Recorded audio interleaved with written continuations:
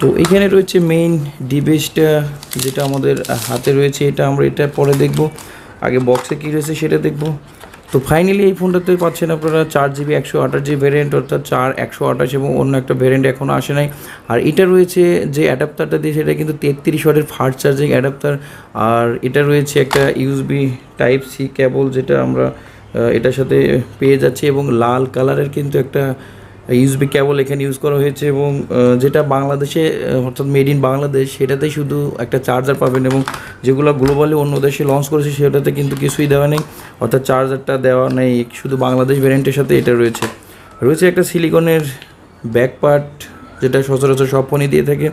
আর রয়েছে একটা সিম ইজেক্টর, যেটা আমরা এখানে দেখতে পাচ্ছি। আর ফাইনালি ডিভাইসটা, এটাই মেইন ডিভাইস।